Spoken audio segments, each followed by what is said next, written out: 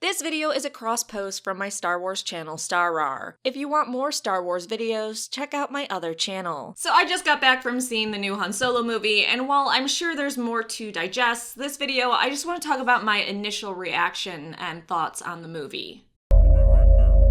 You're fulfilling your destiny.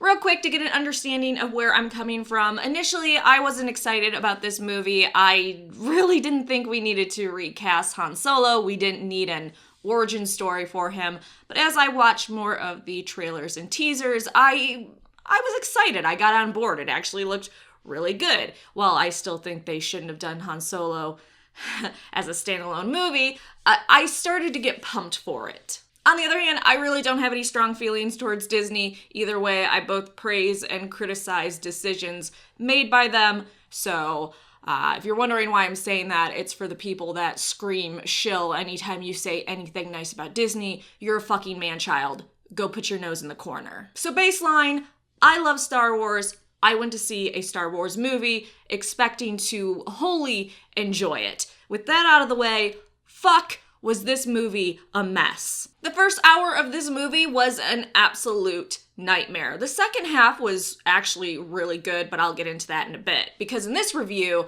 I'm going to say both positive and negative things about the movie, which is just gonna set those people off that want you to either just bash Disney nonstop or just praise movies. You guys also put your nose in the corner. I don't know how you can have the first hour of a film be so boring that I'm borderline angry. Do you know how hard it is to bore me? Do you know what I went to school for? I'm used to tedious shit. I mean, look at my past Star Wars reviews. I'm excited about anything Star Wars. It is hard for me to just say, fuck, that was so bad. I just don't know what to do. I love Star Wars. I love the franchise. It excites me, except for the first hour of this film. It felt like a cheap mockery of Star Wars. Like, they took something you loved and they dressed something else up like it and said, hey, this is what you love. But you know it isn't what you really love. I think one of the biggest issues for the first hour of this film was pacing. There were major pacing issues in this film. Honestly, they should have just had this entire film take place on Corellia, on the streets of Corellia as Han is growing up and trying to survive, and we see him become the smartass. We see him acquire certain skills. And then Disney, you could have gotten all those sequels you so desperately wanted and raked in that sweet, sweet Star Wars Han Solo money.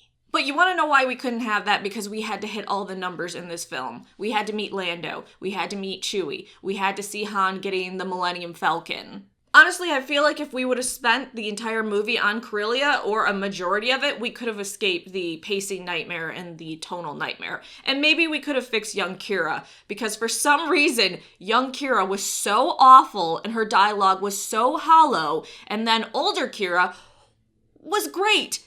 They're played by the same actress, young and slightly older Qi'ra, so I have no idea how that happened. But here we are. But let's just say they couldn't make a compelling story on Corellia. I think that's bullshit, but let's move on.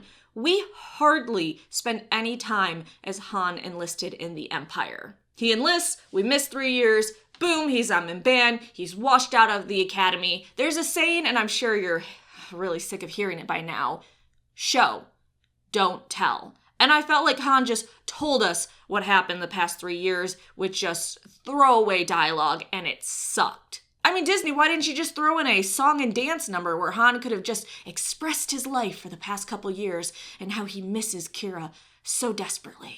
I joke, but I'm sure they've thought about it. I don't know why the opportunity to show Han in the Imperial Navy was passed up. I can think of a dozen plus good stories we could have gotten while he was in the academy. Disney, you said you wanted to show us what made Han Han. A big part of his character is he hates the Empire, which we know because you keep shoving that shit in the recent canon with him. So you missed a big opportunity here. Time jumps can be used very well, and time jumps have been used very well in Star Wars films. Here, it was a bit misused. And you could have had the same time jump in this movie, but you should have used it a little bit better. Now, it's not like the first hour of this film was a total mess. Han meeting Chewbacca was amazing. And I don't know what it is about Star Wars films, but why is it the most minor characters that are just throwaway characters turn out to be the best? Those two troopers throwing Han into the pin with Chewbacca and then egging Chewie on to kill him faster and slower were absolutely hilarious. That scene was crazy fun, but again, the tone between right before that and that kind of made it feel a bit weird. So I really feel like Disney can work on where and how they place their humor so it blends a little bit better into the scenes. Watch the original trilogy. There's humor in there. There's a lot of humor, but it blends with the scene. It blends with the tone of the scene. But it was awesome to see Han speaking to Chewie, especially in his language and how primitive it was. Me, big stick. That was a lot of fun too. Meeting of Beckett and his crew and the train heist scene were okay.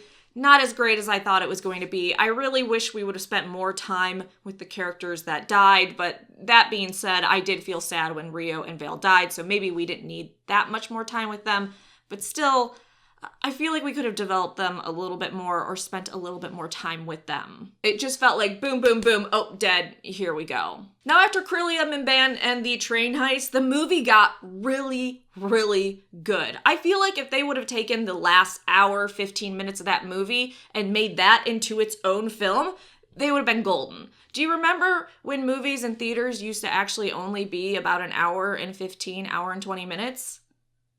I do. Those were okay. So they could have sold this movie as Han is working for a gangster. Believable based on the Han we know in the original trilogy. Han has failed this guy before. Again, believable based on the original trilogy. He has to then go to Kessel. Along the way, he meets Lando to go on this mission. Boom! Brilliant film. We didn't need the first hour of that fucking nightmare. But speaking of Lando, meeting Lando, all of Lando was just fantastic. Donald Glover was so over-the-top cheesy. I really felt like this was young Calrissian. I have no complaints about Lando. He was perfect. He even took the word milady, which we all know is a cringy word, and he made it work. Donald Glover is like magic or something. I'd also say all of Han and Lando's interactions were a lot of fun. I genuinely felt like we were seeing the beginning of their relationship, and how they interact in The Empire Strikes Back really meshed well with how they interact here. Here's a shocker, especially for me. I loved L3. I thought she was absolutely hilarious and annoying in a fun way. And if I would have listened to the internet beforehand, she was a social justice warrior insert, which she absolutely wasn't. Trust me, I hate social justice warriors. I have one in my family. I can no longer say, hey guys, because that's not gender neutral. So besides her being funny and enjoying her, she actually served as a nice bridge. We know in the original trilogy, droids aren't treated well. They're basically slaves. And we know in this newest trilogy, it's canon that droids are being treated a lot better and respectful and seen as their own people. So to see this starting 40-ish years earlier, to see how we got to that point where, oh boom, 30 years later, droids are treated a lot better, it's because of droids like L3 that were like, hey guys, this is super fucked up. So instead of viewing this as a feminist droid, which is super cringy, just imagine this as somebody that's trying to get freedom for their people. So not freedom for a gender, freedom for an entire species that are droids. And if droids wanting freedom to you sounds stupid, remember that when they don't have memory wipes, they actually develop a personality. They have memories. And we actually have quite a few books out now, and it's an intellectual debate about when we start being able to create AI with that ability to form personalities and such, at what point do they become human? At what point is it slave labor for just using them? Also, Legends already had a droids' rights droid, so it's not like Disney just plucked this out of nowhere.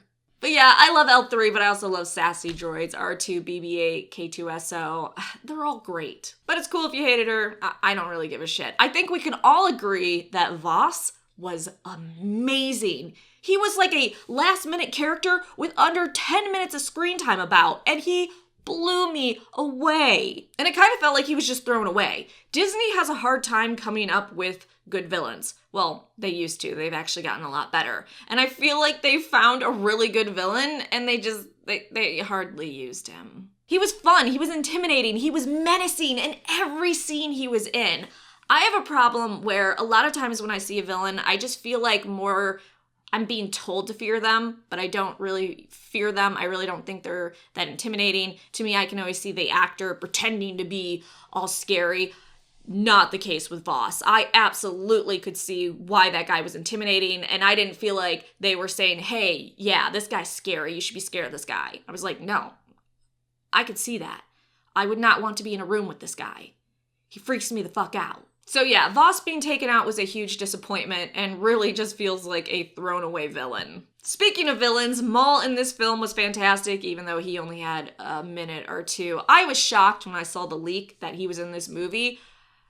I did not think Disney would make him a crime boss in this movie. And if you're confused why Maul was in this movie, he didn't die in episode 1. He survived, he did a bunch of shenanigans, he had a hard-on for Obi-Wan, killed his sorta not girlfriend, started the Shadow Collective, a criminal organization. He was everywhere. But he does die before A New Hope, so he does eventually die. The Kessel mission was a lot of fun. The Kessel Run was a lot of fun. I just knew Disney had to explain the 12 parsecs thing, and they did it fabulously. I love the Legends nod to the mall. Just those entire scenes were fantastic. Also, like that L3 is now part of the Falcon, and you know that's the personality that C-3PO in the original trilogy was like, I don't like you. Beckett's character was also great. I feel like I don't have a lot to say on him right now. I love that Han shot him first because, of course, Han shot first. But let's be honest, Chewbacca was the one that stole the movie. It should have been Chewbacca, a Star Wars story. There would have been less outrage, too, because, you know, Chewbacca doesn't really age. You just have a costume and you put an actor in it. Chewbacca's relationship with Han was amazing as well. Alden as Han, he was okay. I never wholly believed he was Han Solo, but he had the mannerisms of Harrison's Han Solo down enough that it didn't take me out of the film, but it also didn't wholly convince me, I guess. There were a lot of fun winks and nods to his character. I hate you, I know, him shooting first, him being told that he's really the good guy, the hug with Lando that matched The Empire Strikes Back, so they did a decent job with him. Overall, this movie was just okay, and it breaks my heart to say that about a Star Wars film. And the sad thing is, I went to the first showing of opening night, so I was with diehard Star Wars fans, and I could feel that they had similar thoughts. I have never been to an opening night showing of a Star Wars film that was that quiet and reserved. Maybe I just got a super quiet crowd. Maybe everyone was going fucking nuts and screaming in your theater. They absolutely were not in mine, and that actually hurt a little bit too. So those are my initial thoughts after seeing the film. I'm sure I'll have a lot more after it all sinks in, but since we're all unique individuals, I'm sure you have your own thoughts, and maybe for some people this is going to be their favorite Star Wars film. That's fine. You liking the film doesn't change how I feel. Me disliking the film doesn't change how you feel. So now it's your turn. Tell me how you feel about the Han Solo movie in the comment section down below. All right, thanks for watching. Make sure you like, subscribe, and come back for more videos.